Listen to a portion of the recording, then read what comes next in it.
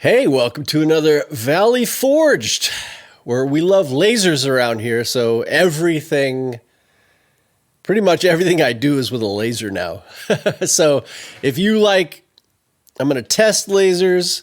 I'm going to make stuff with lasers. So if you're into lasers, subscribe to this channel. And today, this is a brand new hat. And this hat will have a patch on it when this video is done.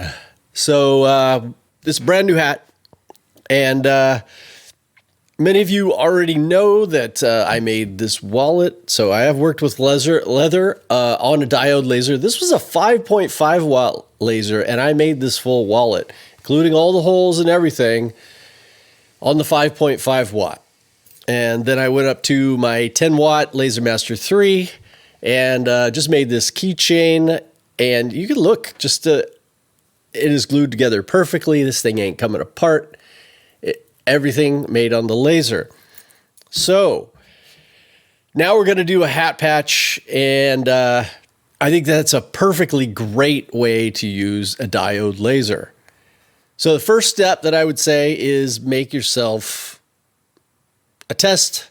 And I know this is leather, so it's probably expensive, So maybe you don't need to make the whole big test package. Try and figure out, hey, what are the parameters that I'm likely to use, and make yourself a little test package. Now you can get one of these test patterns pretty much anywhere on the internet, not hard to get, and then you can just kind of customize it to however you wish.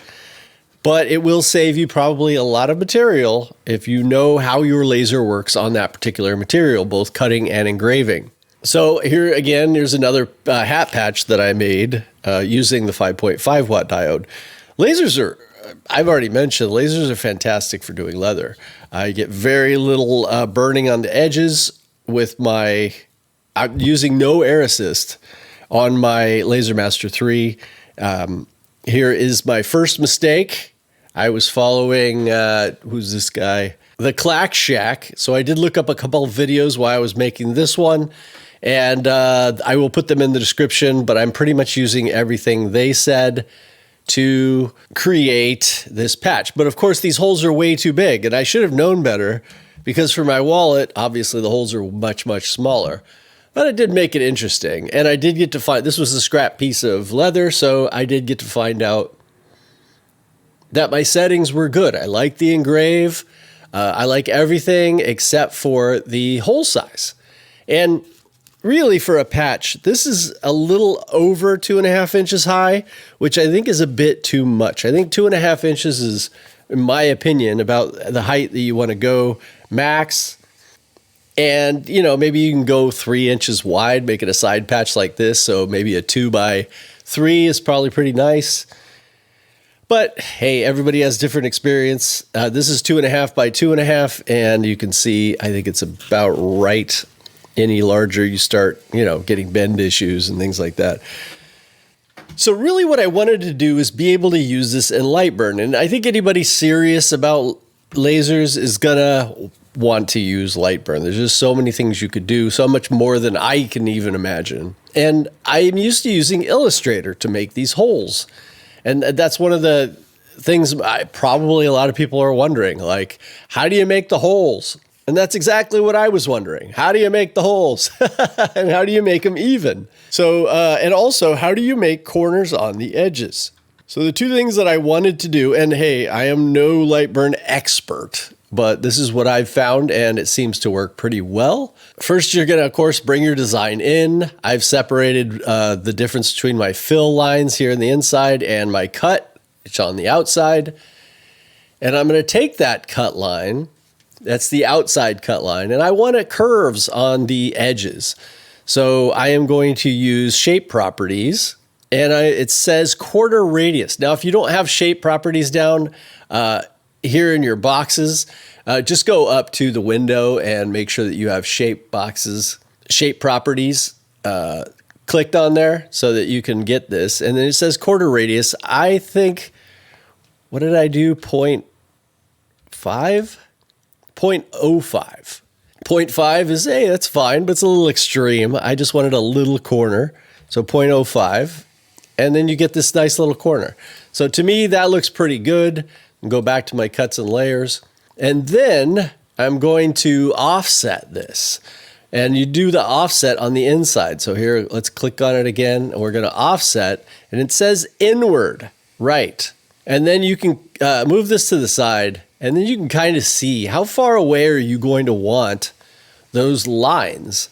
And right now is at 0.1, 0.5. Well, to me, that's taking up way more real estate than I'm going to want. So I'm going to try 0.5. Oh, sorry. I'm going to try 0.05 once again. That might be a little tight because remember, we're going to have circles going on this entire line. There we go. 0.1 seems about right to me, so I'm going to click OK. Now, the next step, I click that inside line now, and then I go over here to edit nodes, and I click on that, and you see nodes pop up all the way around. Now, here's where I found that there's several ways of doing this, but for me, what works best, and to keep this short, because you can practice with all kinds of different ways, is you go up here to where you've got this, you see 4 corners, but one of them is your control or your main one there. So I'm going to take a little circle that I made. So you can hold shift. You can hold shift when you make a circle to make it an exact circle. In case you didn't know, we're going to use shift again here in a minute. But I'm going to click in a little closer.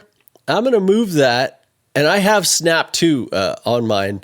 So it already snaps to that corner. But you may have to get in here real close to make sure you get it right in the corner. And once you have that, you're going to hold shift again.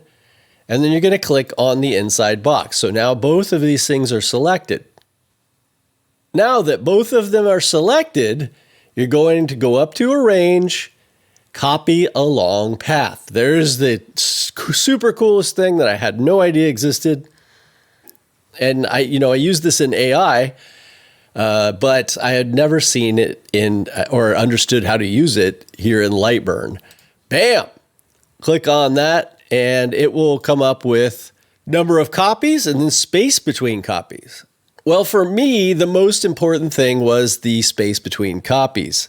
So if I say 0.5 again, wow, way too much, right? 1, I think 5 millimeters is what actually some of the other people use, and it seems to look pretty good. I mean, just picture it, you're going to have thread going in between any of these.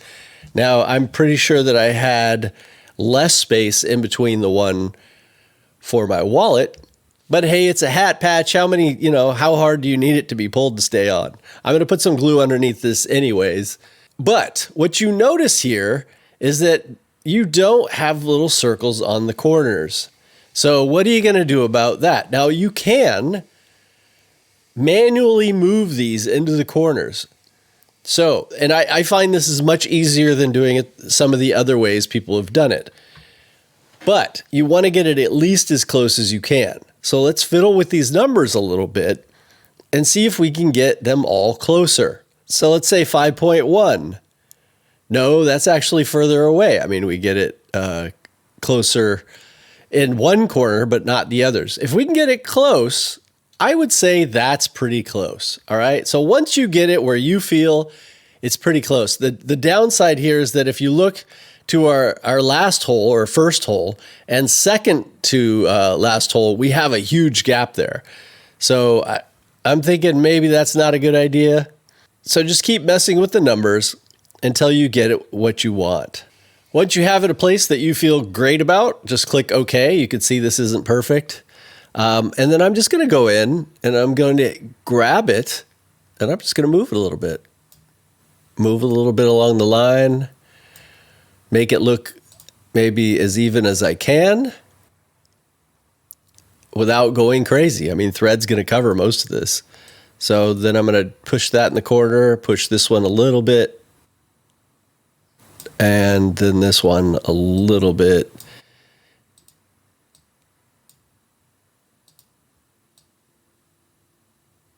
Until I feel good about it. I probably would have messed with the numbers a little bit more to where I felt that it was closer, but since I'm making a video, I just wanted to get it done. But you get the idea. I still As I said, I think this is easier than doing it the other ways that I've seen.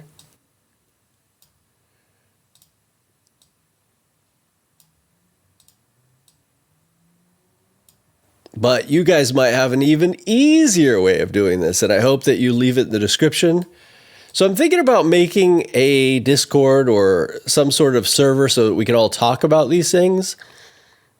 Let me know if you have a preference to what type that would be, and maybe I'll hook it up, because I think we need a place to talk about lasers, but I don't know where everybody mostly is. Reddit is right out for me. I'm not doing that.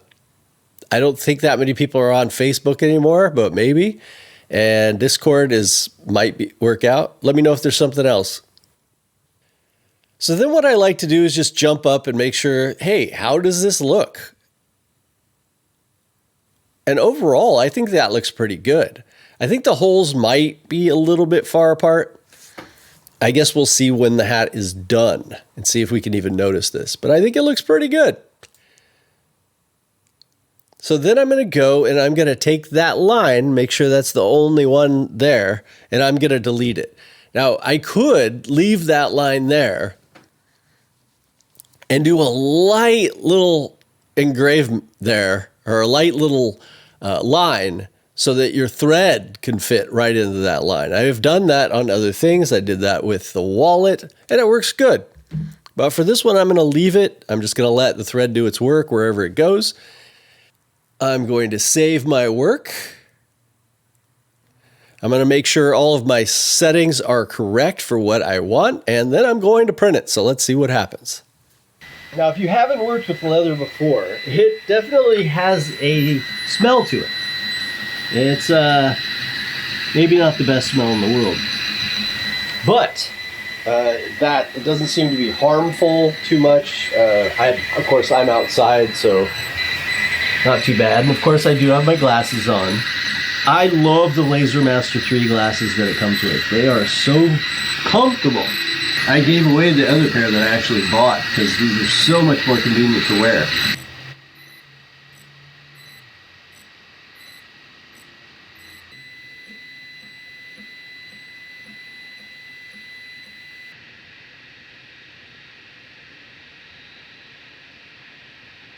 Okay. Glorious. I mean, it is just how I wanted it to look. Don't know if this camera, just a webcam, can do it justice, but it turned out exactly how I wanted it, so it looks great. Now, if you're wondering what Healers Hub is, it's just a nonprofit that helps teach healers, it's brand new, helps teach healers how to open their independent practice. And I do think we need a lot more independent healers in this world. And that's what it's about, in case you're wondering. healershub.us. So hats, they are difficult to put a patch on. Now, on the back of this, you will see there's already glue on here. Now, I bought some two-sided glue that you just iron on. Now, that comes with some negatives. Now, this is a permanent solution. It isn't cheap. You could literally heat gun this sucker on and it's probably not going to come off.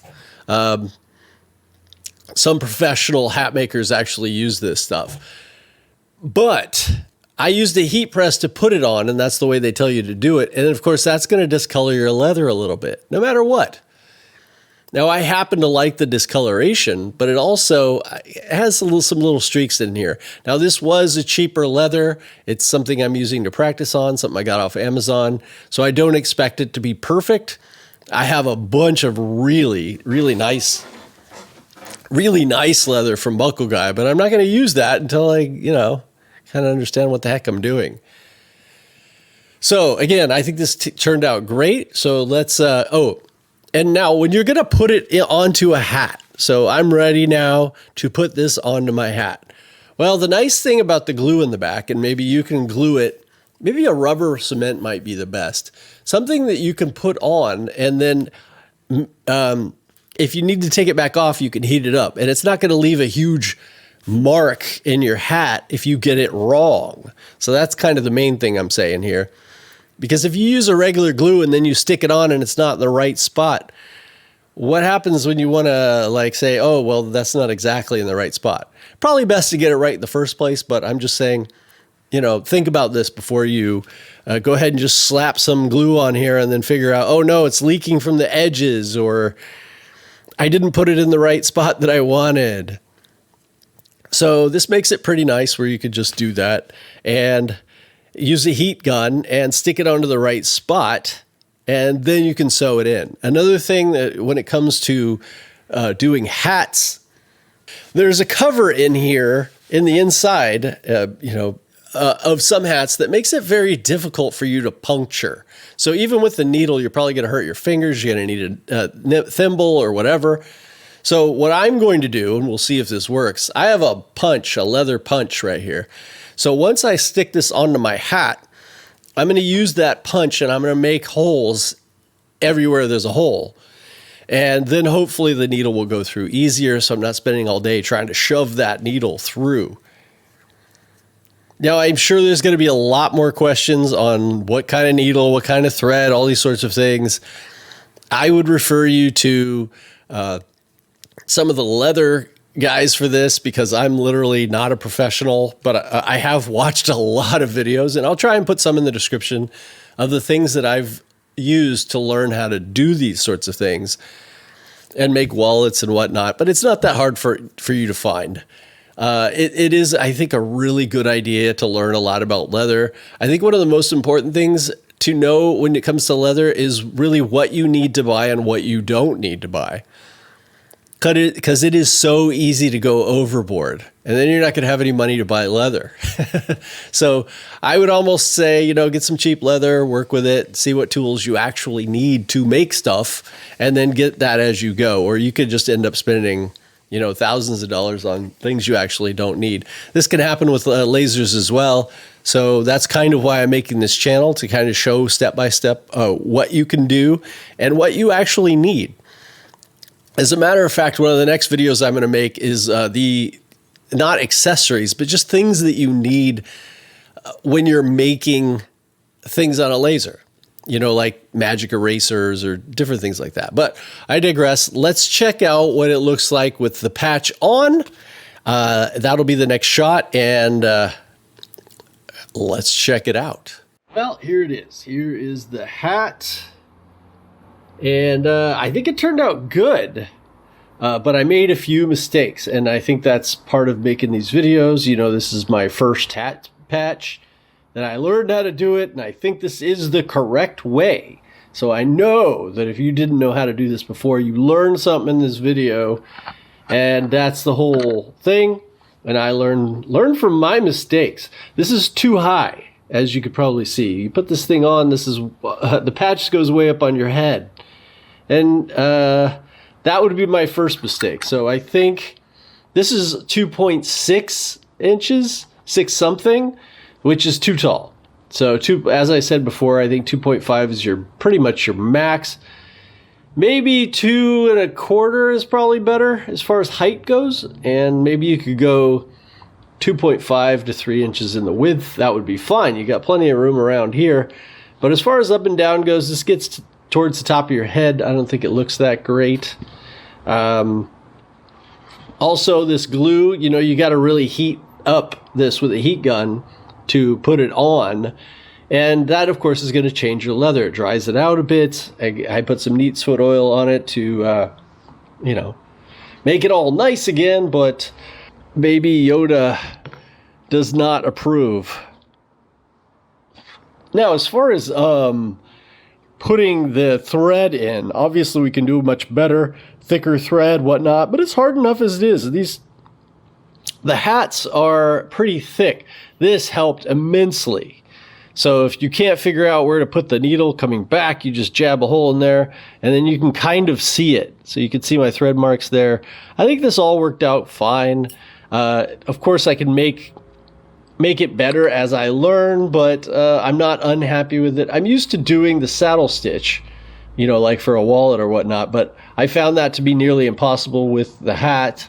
I'm sure it can be done, but it seems hard. I didn't see a lot of videos on that. So I think this is fine. if you got any suggestions how I can do this better, or you try it and show me a picture, you do it and say, okay, well, use thicker thread or smaller holes, or, all these things are absolutely doable and could make this product way better. Poor baby Yoda needs a hand.